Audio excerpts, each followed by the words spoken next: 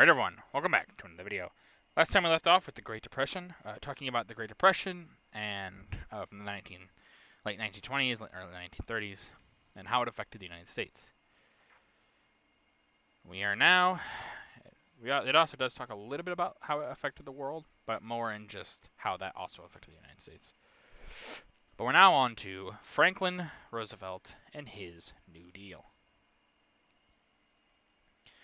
Theodore and Franklin Roosevelt were second cousins, and their careers showed some remarkable parallels.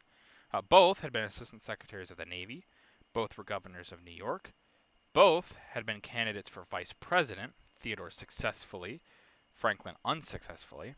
Both had the reputation of belonging to the liberal or reformist wing of their respective parties, but both were more opportunistic than ideological, and showed more political adroitness than logical consistency. Their chief difference was not that one was a Republican and the other a Democrat, but that Theodore Roosevelt lived in quiet times until he made them stirring by his own strenuous activity, whereas Franklin had to wrestle with a world depression and a world war. There is some chance that history may call both Roosevelts born great, but Theodore also achieved greatness, while Franklin had his thrust upon him by a great crisis. During his campaign for the presidency in 1932, Roosevelt did not spell out the details of his recovery program. Perhaps he had not yet clearly formulated it in his own mind.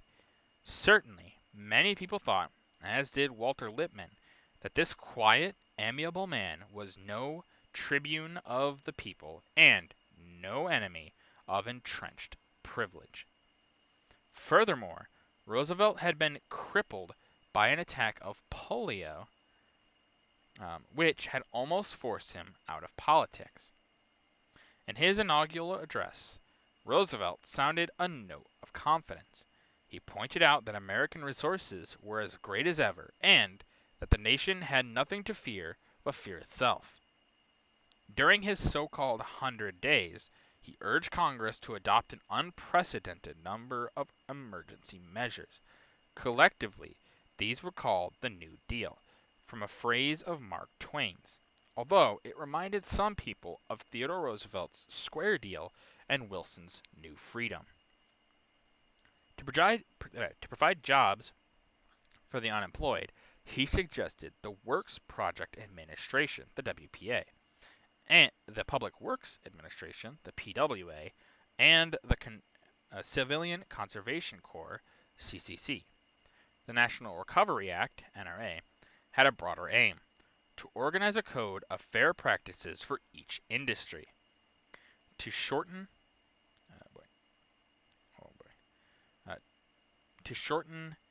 the work week, ban child labor, and establish minimum wages. The Agricultural Adjustment Administration, the AAA, attempted to raise farm prices by restricting crops and slaughtering excess pigs. Both of these comprehensive measures were declared unconstitutional by the Supreme Court as exceeding the powers of Congress. To raise the price of gold content of the gold content of the dollar was decreased, and the United States, as had already happened in several European countries, was placed on a paper currency basis. About the only experiment in actual government ownership was the Tennessee Valley Authority, the TVA, which involved public generation of electricity in open competition with private power. Congress ended prohibition and canceled the national regulation of the liquor industry. Obviously, changes so many and so great were bound to cause a reaction. Conservative former Democrats,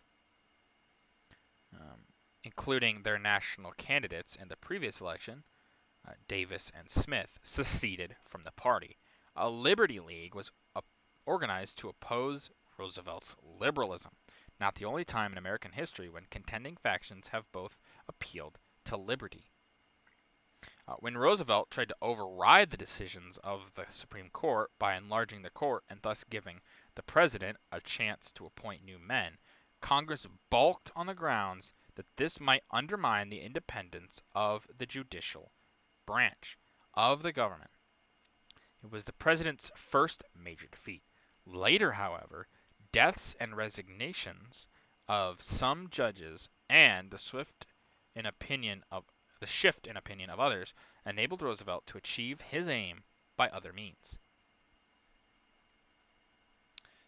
He had adversaries from the left as well as the right.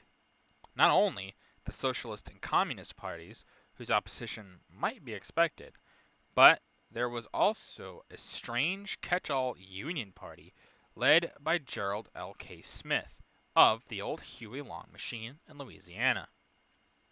Father Collin, a priest who broadcasts on the radio, once a friend to Roosevelt, and now a bitter enemy. And Dr. Francis Townsend, who had his own pet scheme for old age pensions, the money to be rapidly spent to stimulate commerce. In spite of these defections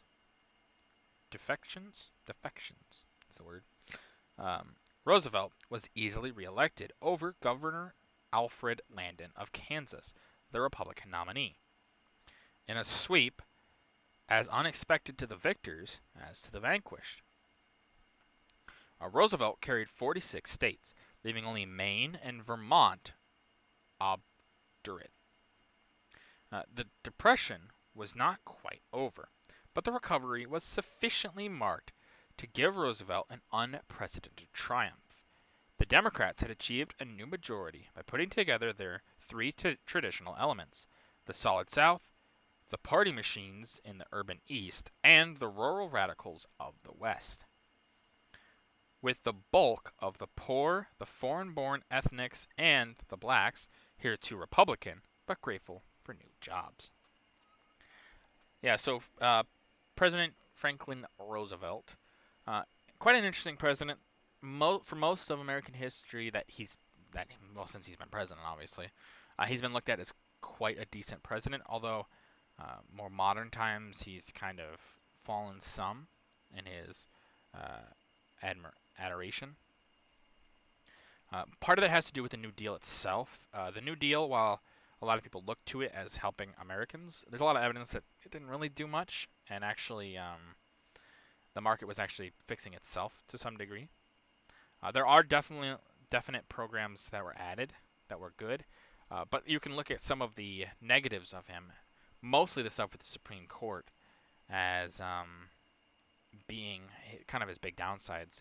Him trying to override the Supreme Court by just adding people and basically just trying to inflate it so that the original Supreme Court didn't matter.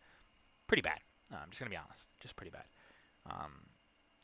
And you could look at his successes really covering up his negatives. There are more negatives to come for Roosevelt, but obviously very many more positives as well. I would say Roosevelt, like with any president, is more complicated than just, oh, he's good or bad.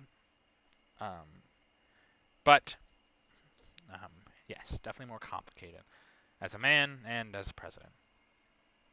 But now we'll get on to the pictures.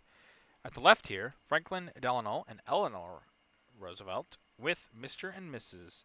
Henry Parrish at Hyde Park, New York, 1913. It was during that year that he was elected to his second term in the New York Senate, and President Wilson appointed him an Assistant Secretary of the Navy. So interesting little fact here. Franklin Delano Roosevelt and Eleanor Roosevelt are related, not just through marriage, but they are distant cousins. Eleanor Roosevelt is the niece to Theodore Roosevelt. It's Theodore Roosevelt's brother, his daughter, obviously. But just a little interesting thing. They are very distantly related, so it's not like, they're super closely related. But yeah, just a little weird, you could say. Just gonna be honest. Below is Roosevelt as Assistant Secretary of the Navy. He's quite young here. If you ever notice, a lot of pictures with Roosevelt have him sitting down and things like that. It's because of that polio attack. It really, really, really hit him hard. Um, and it's actually kind of a surprise that he was able to stay in politics and, well, basically become the person that we all know.